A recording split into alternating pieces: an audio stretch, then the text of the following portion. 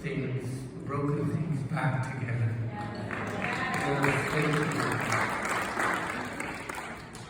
I just want to give you a little bit of background information about our time together.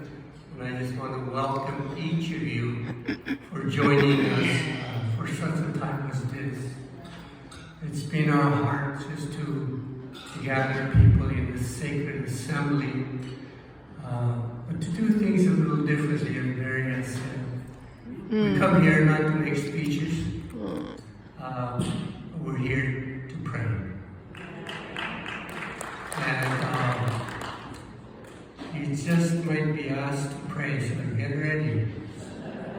Be ready in season and out of season. Right now, you're in season.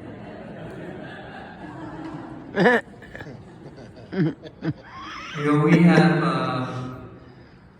we gathered people last summer in Mistissini, Quebec.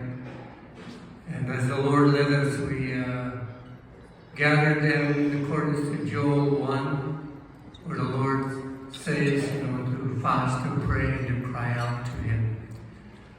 But we didn't know what crying out to Him would sound like, look like, be like. And so we just gathered our people with no agenda other than to follow the word of the Lord and to just present ourselves in accordance to His word.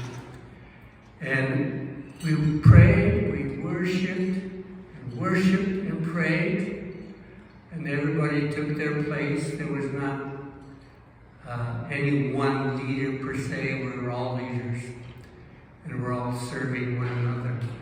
And I remember on the third day, one of the native pastors got up and said, started to wail so deep, so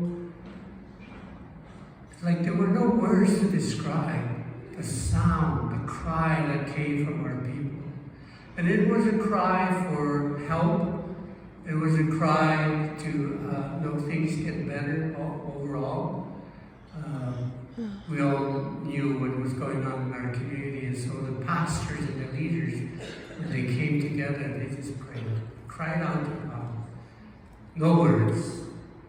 And that really moved me and my wife and the community. We're still holding on to the promises of God and what God is yet to do in our community. But in January, I woke up from a dream where I heard the voice of the Lord speaking to me and saying, gather my people again in a sacred assembly. And this time, don't cry. Stand firm and move forward. And so,